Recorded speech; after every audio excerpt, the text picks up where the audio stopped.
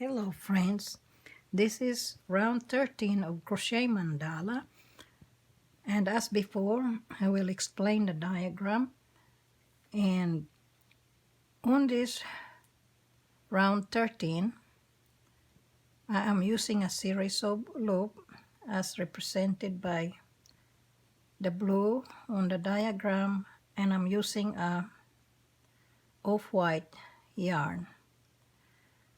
So this round starts with chain 3, right, this one, followed by chain 5, this one, three group of chain 5, this one,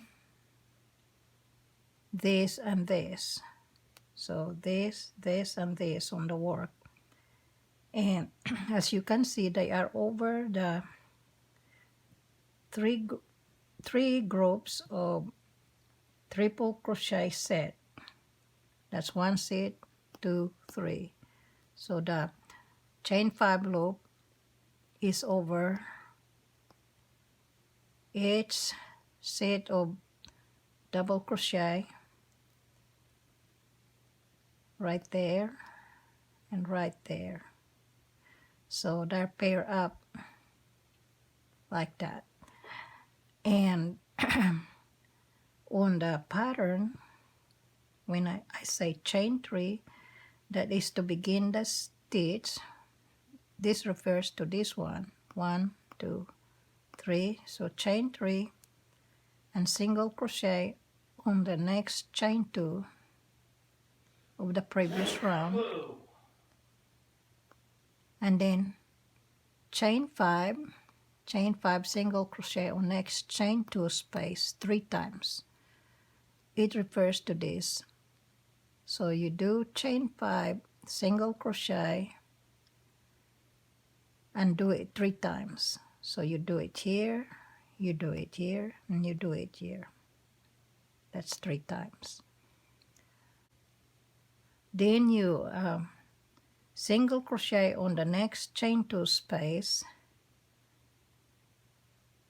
chain 3, and then you skip this 1, 2, 3, and single crochet on the next double crochet, which is this one. So we skip this 1, 2, 3, and do a single crochet over here.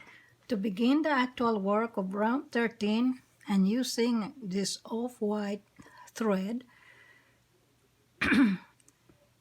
then I start the round on this three sets of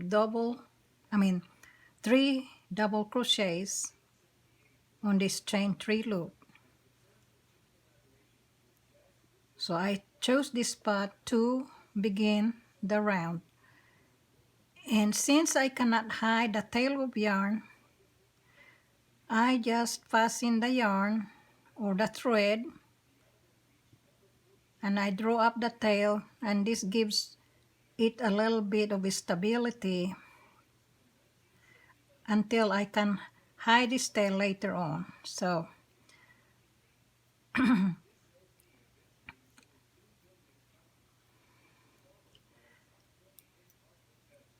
then the pattern says chain 3. So I chain 3, 1, 2, 3, and single crochet on next chain 2 loop. So I skip all this. I skip all these stitches and go into the next chain 2 loop.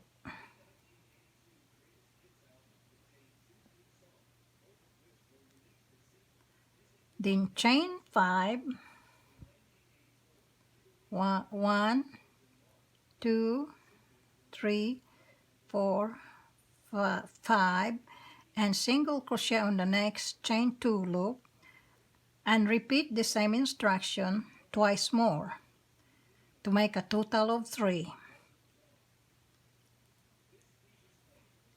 So 1, 2, 3, 4, 5, and single crochet on the next, chain 2 space,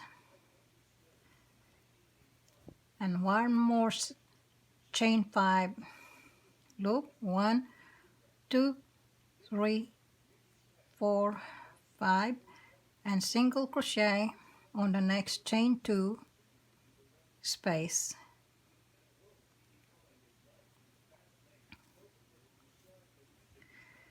With chain 3, 1, 2, 3, and skip this 1, 2, 3, skip 3 double crochets and single crochet on the next double crochet, like that. Then chain 3 again, 1, 2, 3, and single crochet on the next the next chain 2. We are repeating what we did here at the beginning. So we already repeated it by doing chain 3, single crochet. Then I will repeat the chain 5,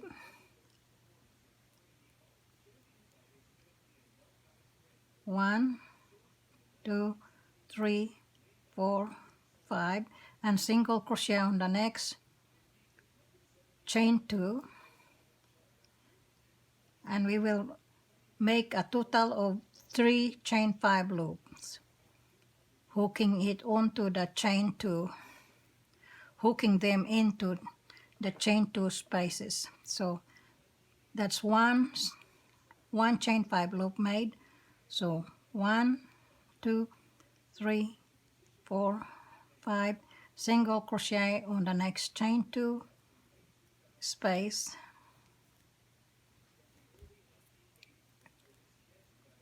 one, 2, 3, 4, 5, single crochet on the next chain 2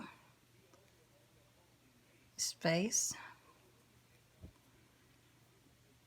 and then chain 3, 1, 2, 3, and single crochet on the middle chain of this group of 3 double crochets. It's the same thing as skipping 1, 2, 3. Skip 3 double crochets and single crochet on the next double crochet. I'm gonna get this out of the way because this is an open work meaning that there are no daisy stitches clustered together, and I cannot hide that tail when I'm making an open work. So the next thing is chain 3 again, 1, 2, 3, and single crochet on the next chain 2 space, followed by chain 5, 1, 2, 3, 4, 5, and single crochet on the next chain 2 space,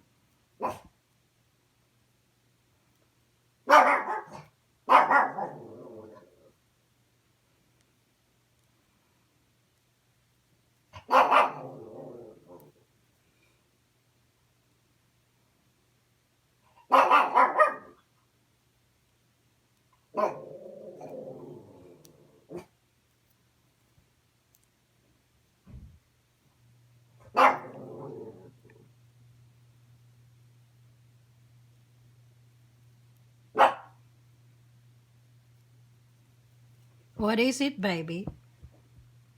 It's just Daddy. No, it's just Daddy. I'm sorry. It's just Daddy. Don't worry. Come here. No worry, baby. Come here. Come here. Excuse my puppy barking, but she tried to do her job by guarding the house and protecting us. So anyway, please excuse the noise. I'm doing the last repeat of this set of instruction. So for the last time on this round, chain 3 and single crochet on the next chain 2, space, chain 5,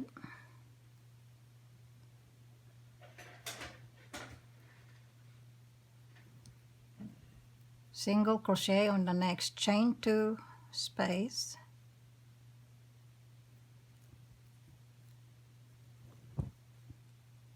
repeat 2 more times,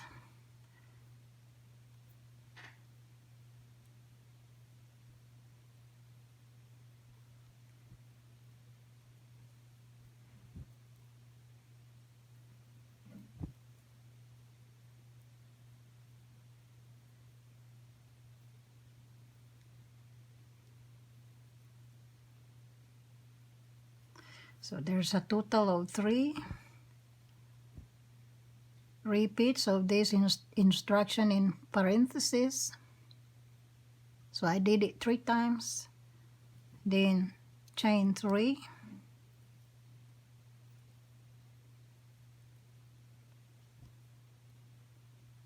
then to end this round,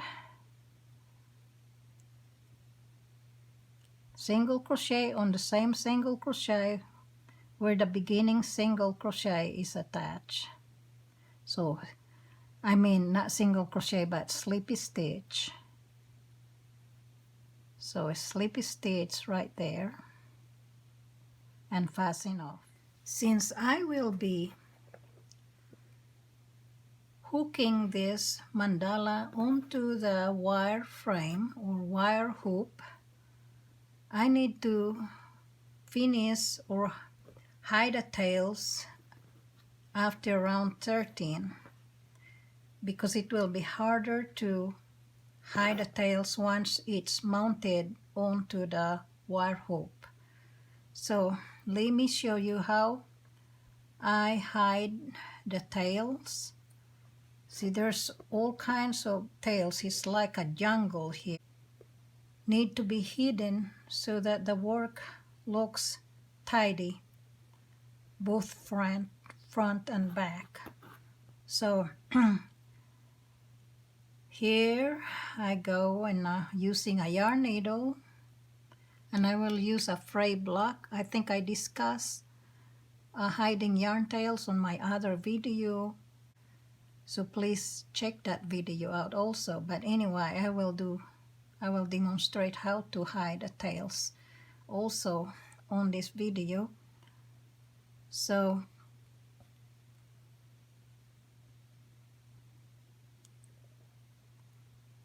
just thread the tail, and I have not hidden this from previous round, and I turned the work wrong side out. That's why all the tails are showing. And always hide the tails on the wrong side of the crocheted fabric. So I will thread this all through here. Just thread it on the stitches to where it's not going to show in front.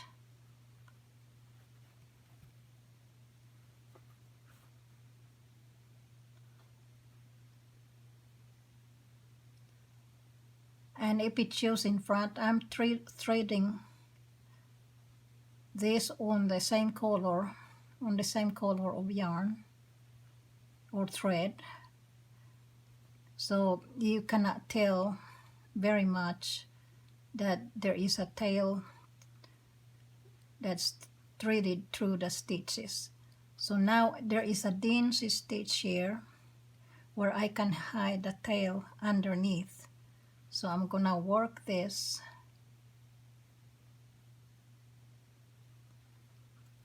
through there and then thread it through this dingy stitches.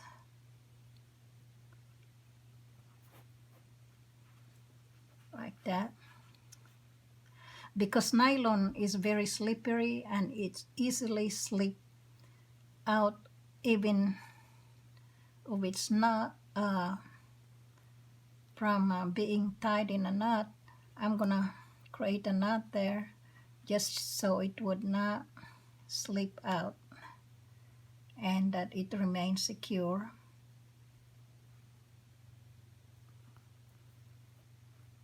So I put the knot in the middle right there, and I'm gonna coil it around here. Pretty measure so that the yarn doesn't come out. Because it usually happens when you have to wash the project or the work, then the yarn tail comes out. And then I will apply the fray block.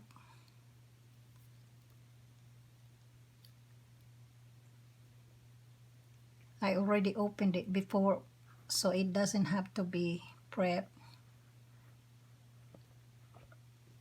Let me cut this in tail of yarn first,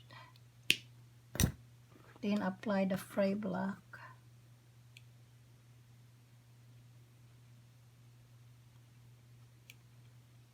And apply it on that tail. So that's done. Then I'll go on to another one, do the same thing, just thread it through here.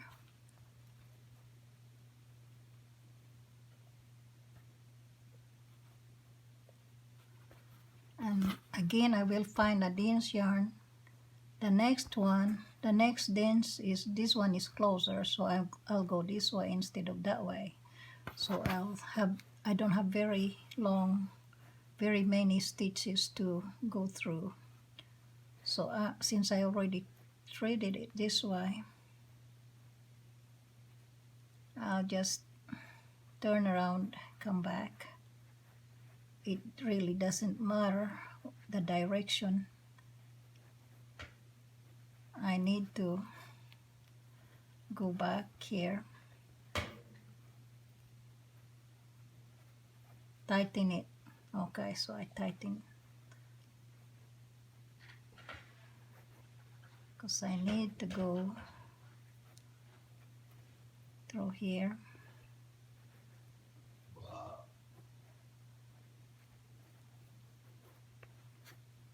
And kind of stretch it as you do that so that it doesn't, the work remains flexible.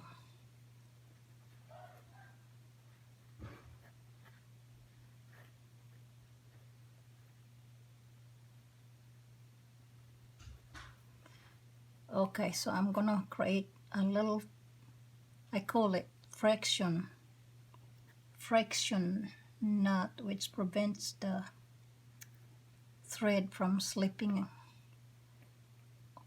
out of hiding.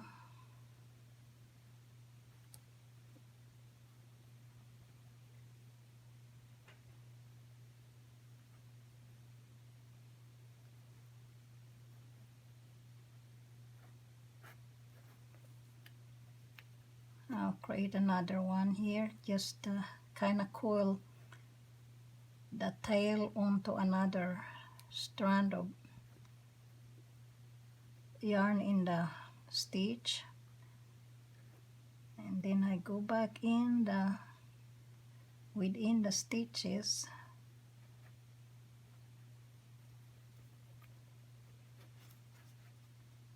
and cut it at this point.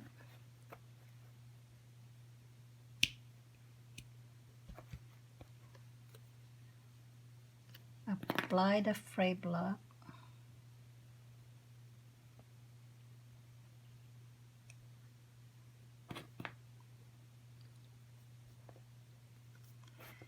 And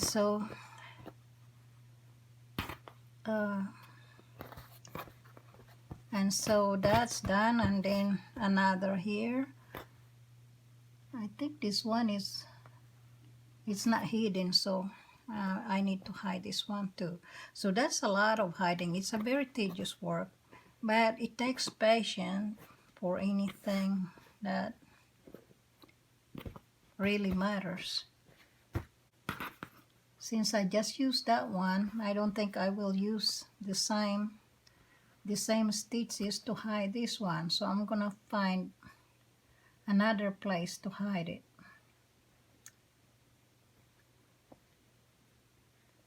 Because it will be too dense. So let me thread it through this red.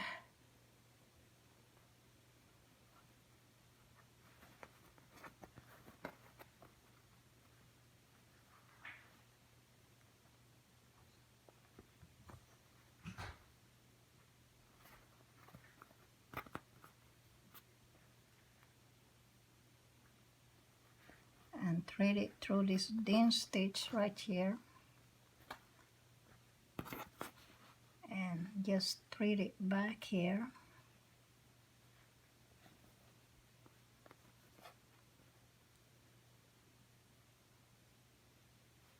I'll create a little knot right there again. Friction knot that I call.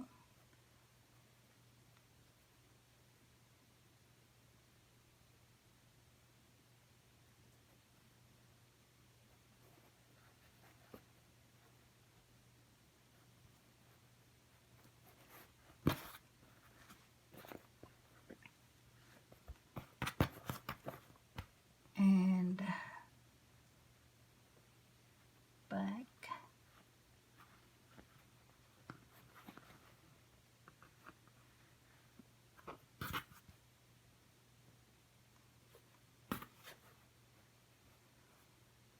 I don't want it showing there, so I'm gonna turn it around back to where it came from, because this is red here, and I don't want the blue tail to show at all. So I just thread it back to where it came from. Okay, so I can fasten off at this point. This is a multicolored yarn, so it's okay,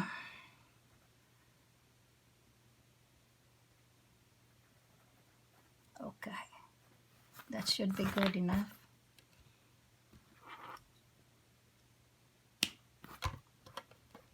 It's right there.